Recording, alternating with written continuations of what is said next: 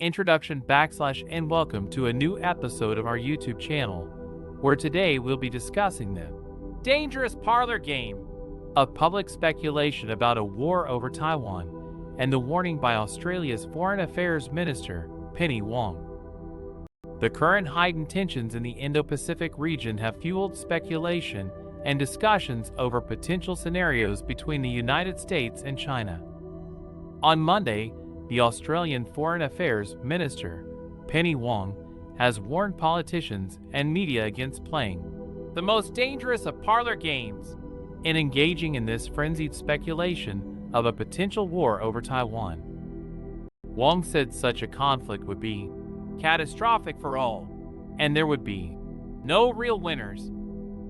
Her warning was quickly overshadowed by a fresh war of words with former Prime Minister Paul Keating. Keating had ridiculed the minister for running around the Pacific Islands with a lei around her neck handing out money. Wong stated that her comments were meant to soften that rigidity between the US and China and to bring common cause between the two powers in a stable, peaceful Pacific. Keating fought back against Wong, claiming that the minister had spoken in platitudes and had not a jot of an idea as to how this might be achieved. Consequently, Keating believes Australia is straddling a strategic divide. Wong's original warning came in response to 9 newspapers' Red Alert series, which warned of the risk of war within 3 years, and the Foreign Affairs Minister proclaimed that it was the most dangerous of parlor games, and that Australia should not be attaching itself to one power or the other, nor should the nation be engaging in this frenzied speculation.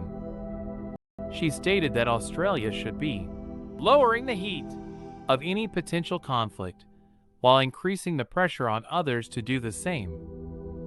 Her statements were supported by a commitment to stand against any unilateral changes to the status quo over Taiwan and further opposing any threats of use or coercion of force in this region.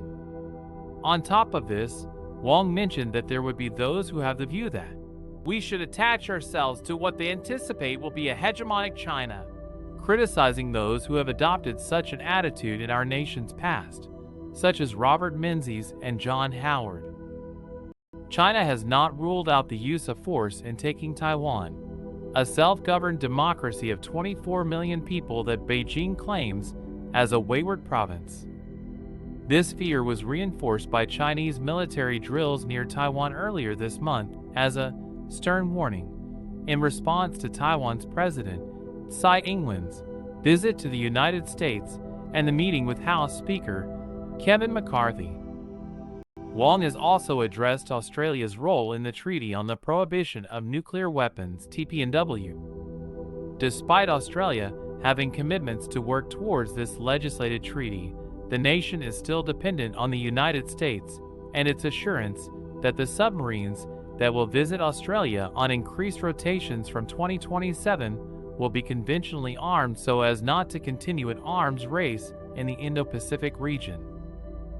Ultimately, Wong's statements have been reinforced through her stance that Australia's ambition is to be more ambitious for Australia and to pursue greater self-reliance.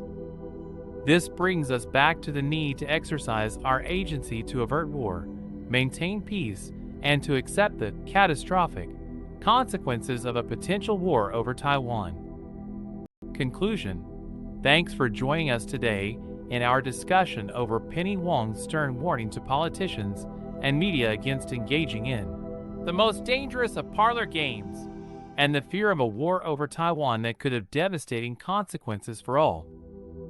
We hope this has provided you with more insight on the situation.